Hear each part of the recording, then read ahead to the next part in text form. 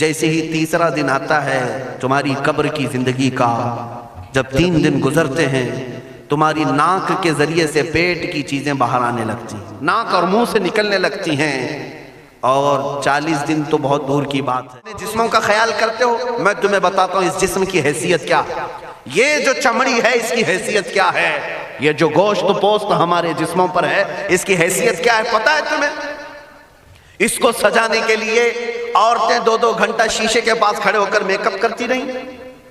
اب عورتوں کی طرف سے یہ میک اپ، لالی پاؤڈر اور کنگھیاں بالوں کو سجاتے رہے، اور تم اپنی باڈی کو بناتے رہے جیم میں جا جا کر کے۔ اب اس جسم کی حیثیت سنو، جس دن روح نکلی تمہارے جسم سے اور جب جنازہ لے جایا گیا، قبر میں تمہارے سب سے عزیز لوگ رکھ کر کے آتے ہیں، تختیاں قبر کی بند کر کے آتے ہیں، اتنی چھوٹی قبر کہ کروٹ لینے کی بھی جگہ نہیں ہوتی، ہاتھ پھیلانے کی بھی جگہ نہیں ہوتی۔ آج اپنے پلنگ پر سو کر کے دیکھو کسی کا ہاتھ ٹچ ہو رہا ہے تو نیند نہیں آتی، لیکن قبر میں اتنی تاریک جگہ پر، چھوٹی سی جگہ پر، تنگ جگہ پر چھوڑ دیا جاتا ہے کہ مردہ کروٹ بھی نہیں لے پاتا، پھر پلس اس کو اوپر سے نیچے سے پیٹ سے باندھ کر کے رکھ دیا جاتا ہے۔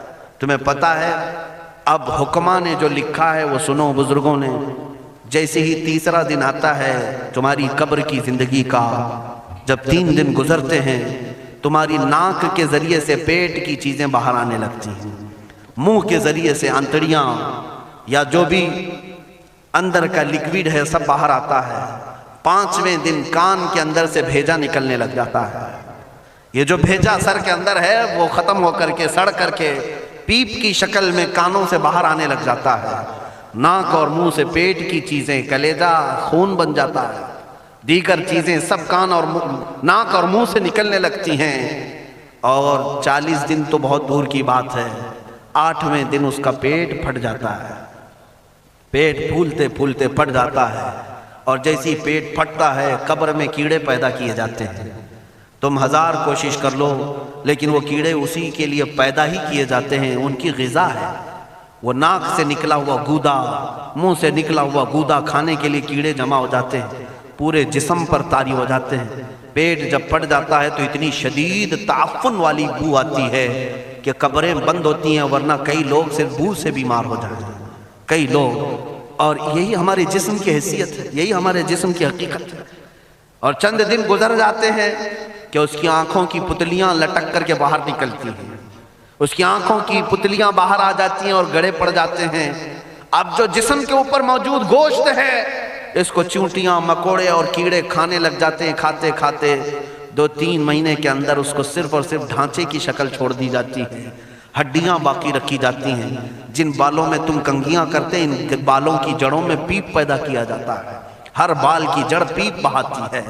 اور جن چہروں پر تم پاؤڈر لالی لگا کر کے اس کو سجایا کرتے آئینے میں کھڑے ہو کر، ان چہروں پر اللہ تبارک و تعالیٰ ایسی جھریاں پیدا کرتا ہے۔ یہ تو عام لوگوں کی بات، اور اگر گنہگار ہیں تو ان کے چہروں پر بچھو چھوڑ دیے جاتے ہیں، بچھو چھوڑ دیے جاتے ہیں۔ کئی لوگوں کی قبروں پر سانپ ان کی ناک کو ڈستے رہتے ہیں اور ان کا گودا پیتے رہتے ہیں۔ سانپوں کا عذاب، بچھوؤں کا عذاب، یا قبر کے عذاب کے ساتھ یہ جسم گلا دیا جاتا ہے، ہڈیوں کے سوا کچھ نہیں باقی رہتا۔ تم کیا سمجھتے ہو مرنے کے بعد احساس نہیں ہوگا؟ مرنے کے بعد ہر درد کا احساس دگنا کر دیا جائے گا۔ آج زندگی میں جتنا تمہیں چونٹی کاٹنے سے درد ہوتا ہے، مرنے کے بعد یہ درد 10 گنا زیادہ بڑھ جائے گا، تمہیں اور درد ہوگا، اور درد ہوگا۔ یہی جسم جو کیڑوں کی غذا بن گیا، کفن ختم ہو گیا، ہمارے جسم میں پیٹ کا گودا باہر آ گیا، آنکھوں سے کانوں سے ساری چیزیں لکوڈ ختم کر دی گئی، بھیجا کانوں سے بہہ کر کے نکل آیا، بچا کیا ہمارے پاس؟ جس جسم کو ہم سجاتے رہے، سنوارتے رہے، اس پر ہزاروں پیسے بہاتے رہے، یہ جسم 40 دن کے اندر کیڑوں کی غذا بن گیا، سب ختم ہو گیا۔ میرے عزیزو، ہر انسان کے جسم کے ساتھ قبر یہی کرتی ہے، قبر دباتی الگ ہے، کیڑوں کا عذاب الگ ہے، بچھوؤں کا عذاب الگ ہے، لیکن یہ سب کے لیے احکام نہیں۔ کچھ وہ بھی جنازے ہیں جب یہاں سے جاتے ہیں تو ہزاروں کی آنکھوں میں آنسو چھوڑ کر جاتے ہیں، ہزاروں کی دلوں کی دھڑکن بن کر کے جاتے ہیں۔ ان کے جنازے جب جاتے ہیں تو اللہ کے ملائکہ بھی، فرشتے بھی ان کے جنازے کو اٹھانے کے لیے زمین پر آتے ہیں۔ یہ کون لوگ ہیں؟ جو اپنے سینوں میں عشق مصطفیٰ کی شمع روشن کیے ہوئے تھے. جینا چاہتے تو مصطفیٰ کے لیے، مرنا چاہتے تو مصطفیٰ کے لیے. فاضل بریلوی نے کیا خوب کہا، لحد میں عشق رخ شہ کا داغ لے کے چلے، اندھیری رات سنی تھی چراغ لے کے چلے. جب قبر میں جاتا ہے ایک عاشق رسول، اسے رکھا جاتا ہے، کفن اس کا بھی ہے، جسم اس کا بھی ہے، لیکن فرشتوں سے بھی کہا جاتا ہے اسے آہستہ سے جگانا، محمد عربی کا غلام ہے، رسول پاک کا وفادار ہے. اور کیڑوں کا اس کے جسم کو کھانا تو دور کی بات، فرمایا گیا قیامت تک اس کے کفن کو بھی میلا ہونے نہیں دیا جاتا. نہ تمہاری آنکھ سے، نہ تمہارے ناک سے، نہ تمہارے چہرے سے کوئی گودا باہر آتا ہے، کچھ نہیں میرے عزیزو. جسم تر و تازہ سلامت رکھا جاتا ہے. 1000 سال کیا 10,000 سال گزر جائیں، حوادث زمانہ بھی آئیں، لیکن اس کی قبر میں اس کا جسم سلامت رکھا جاتا ہے. اب تمہارے ہاتھ میں فیصلہ ہے کون سا جسم بنانا چاہتے ہو، وہ جو کیڑوں کی غذا بن جائے، یا وہ جس پر فرشتے بھی اتر کر سلام بھیجیں. میں نے خود میرے مرشد گرامی کے جنازے میں حاضری تھی. حضور تاج الشریعہ بدر الطریقہ رحمت اللہ تعالی علیہ، جس مرد کلندر نے اپنی پوری زندگی عشق مصطفیٰ میں گزاری. آج تم نعرے لگاتے ہو تاج الشریعہ تاج الشریعہ، ان کے شب و روز دیکھے تھے کبھی؟ ان کی صبح اور شامیں دیکھی تھی کبھی؟ بہت پیر ہوں گے جو باہر پیر ہوں گے، اندر پیر ہوں گے، لیکن تاج الشریعہ کو میں نے اندر بھی دیکھا ہے، باہر بھی دیکھا ہے. آنکھیں بند بھی ہوتی، آنکھوں سے اگر کوئی چیز نظر بھی نہیں آ رہی ہوتی، تب بھی اتنا خیال ہوتا کہ کہیں سطر تو نہ کھل گیا ہو، کہیں پائجامہ اوپر تو نہیں ہو گیا ہو. سونے کے حالت کی بات کر رہا ہوں، کوئی نہ ہو تب بھی یہ خیال باقی رہتا. کون سا ایسا دن گزرتا جب وہ دلائل الخیرات نہیں پڑھ رہے ہوتے، قصیدہ بردہ شریف نہ پڑھ رہے ہوتے. ہزاروں سفر کی مصروفیات کے باوجود حضور پاک کی محبت کے نغمات میں کوئی کمی نہیں آئی. لیکن میں آج آپ کو ایک بات بتا دوں، جب انتقال ہوا وہ جمعہ کی شام تھی، اور ہمارے مردوں کو 6 گھنٹے 10 گھنٹے میں ہم کو قبرستان سپرد کرنا پڑتا ہے. 12 گھنٹے رکھ دیں تب بھی فریج منگوانا پڑ جاتا ہے، اس کے بعد قبرستان کے حوالے کر دیں. میرے مرشد گرامی کے انتقال کے بعد 48 گھنٹے رکھے گئے تھے، 48 گھنٹے رکھے گئے، اور اس کے بعد جنازہ پاک کو غسل دے کر لایا گیا. یہ فقیر قادری جنازے کی گاڑی میں شریک رہا، حضرت کے قدم پکڑ کر کے میں قبر تک رہا. میں آپ کو صرف اس لیے یہ بات عرض کر رہا ہوں کہ جب گاڑی جنازے کی چلتی تھی، میں نے زندگی میں بھی حضرت کے ہاتھ پکڑ کر کے ادھر ادھر چلائے. حضرت کے ساتھ جب جانا ہوتا تو بازوؤں کو ہم تھامے ہوتے، ہم کیا چلاتے، ہمیں وہ خود چلا رہے ہوتے، لیکن یہ ہم برکت کے لیے پکڑے ہوتے. جو نرم و ملائم جسم تھا، میں نے وفات کے بعد جنازے میں کھڑا ہو کر کے دیکھا، قدموں کو پکڑ کر، نہ نرمی میں کمی آئی، نہ ملائم ہونے میں کوئی کمی تھی. اور جب گاڑی آگے چلتی تھی،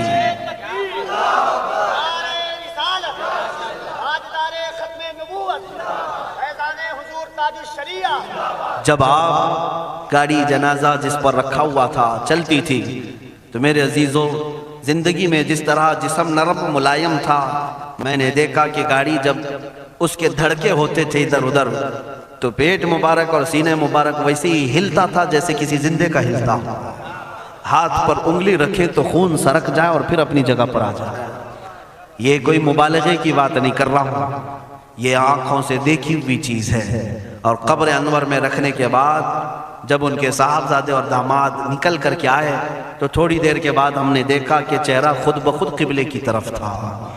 ہم اپنے مردوں کو رکھواتے ہیں، لیکن اس عاشق رسول نے اپنا چہرہ پہلے سے قبلے کی طرف کر لیا. یہ کرامات کہیں یا زندگی کی حقیقت کہیں، حقیقی بات تو یہ ہے جو مصطفیٰ کی یاد میں جاتا ہے. اس نے کیا ہی خوب کہا شاعر کہ میرے جنازے پہ رونے والوں فریب میں ہو بغور دیکھو، میرے جنازے پہ رونے والوں فریب میں ہو بغور دیکھو، مرا نہیں ہوں غم نبی میں لباس ہستی بدل گیا. ہاں، مرا نہیں ہوں غم نبی میں لباس ہستی بدل گیا ہوں. ان عاشقوں کا حال یہی ہوتا ہے کہ یہ مر بھی جاتے ہیں، انتقال کر بھی جاتے ہیں، تو بس لباس بدلتا ہے، لیکن زندگی پہلے سے اور بلند ہوتی ہے. عزیزان گرامی تمہیں اسی بات پر میں لانا چاہتا ہوں، کون سی زندگی گزارنا چاہو گے؟ کون سی زندگی؟ یا عیاشوں کی، یا نچنیوں کی، یا مجرا کرنے والوں کی، ان ظالموں کی جو جہنم کی طرف تمہیں لے جانے کے لیے تیار بیٹھے ہیں؟ چند دنوں کی عیاشی ہے، تم گانے گا کر اچھل کود کر کے اپنے نفس کو تو راضی کر سکتے ہو، لیکن رب ذوالجلال کی رضا کبھی نہیں لے سکتے۔ آج تم دنیا میں فلموں کی زندگی جی کر کے تھوڑی دیر کی خوشی تو حاصل کر سکتے ہو، لیکن قبر کی راحت کبھی نہیں لا سکتے، قبر کا سکون کبھی نہیں لا سکتے۔ قبر میں اگر سکون چاہیے تو صرف ہمارے سینوں کو ادھر حوالے کرنا ہوگا، مصطفیٰ کریم کے حوالے کرو۔ اب اپنی زندگی کو بدلنے کا وقت آ گیا۔ اے میرے عزیزو، ناموس رسالت کی حفاظت یہی ہے کہ حضور کے اخلاق کی پہلے حفاظت کی جائے، حضور کی سنتوں کی حفاظت کی جائے، حضور پاک کے نام پاک کی حفاظت کی جائے، ان کی تعلیمات، ان کے احادیث کی حفاظت کی جائے۔ جس طرح صحابہ کرام نے اپنی جانیں قربان کر کے حضور کی عزت کی حفاظت کی ہے، آج وقت آیا ہے ان ظالموں کی طرف نہ دیکھنا، یہ بھونک بھونک کر کے تمہیں جگا رہے ہیں، بیدار کر رہے ہیں۔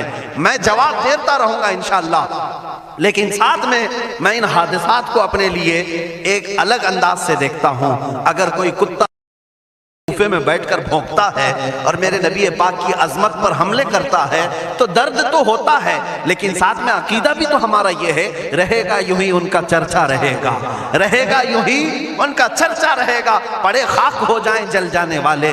یا رسول اللہ تو گھٹائے سے کسی کے نہ گھٹا ہے نہ گھٹے گا، جب بڑھائے تجھے اللہ تعالیٰ تیرا، مٹ گئے مٹتے ہیں مٹ جائیں گے آدھا تیرے، نہ مٹا ہے نہ مٹے گا کبھی چرچا تیرا۔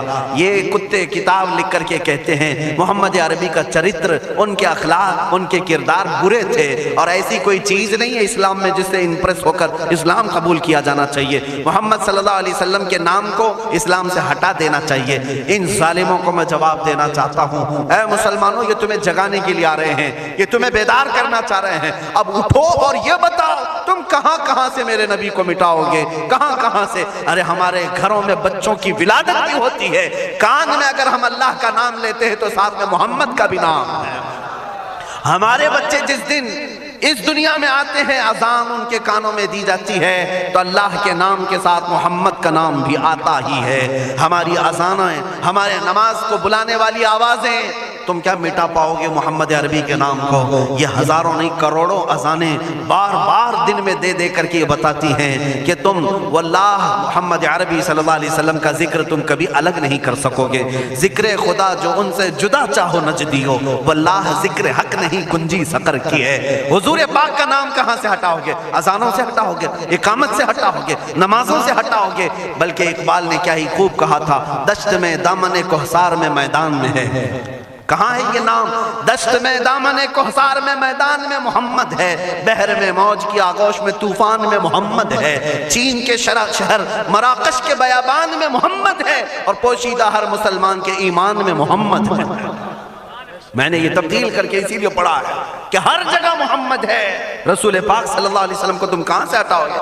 ہمارے کروڑوں کی زندگیاں اس نام پاک پر قربان، اس نام پاک پر قربان۔ ان ظالموں کو یہ بات بتا دینا، اس نام پاک پر اللہ نے نقطہ تک نہیں رکھا ہے۔ محمد عربی صلی اللہ علیہ وسلم کے نام پاک پر نقطہ تک نہیں، عیب تو بہت دور کی بات ہے۔ اور مٹانے کی بات کرتے ہو، مٹانے کے لیے تم اس کا ایک لفظ تک نہیں مٹا پاؤ گے۔ محمد عربی اس عظیم ہستی کا نام ہے جس کی جڑیں تحت الثری میں ہیں، جس کی شاخیں اوج ثریا پر ہیں۔ حضور پاک صلی اللہ علیہ وسلم کو اللہ نے رفعنا لک ذکرک کہہ کر کے بلند فرما دیا ہے۔ کسی کے گھٹانے سے حضور کا نام کبھی نہیں گھٹے گا۔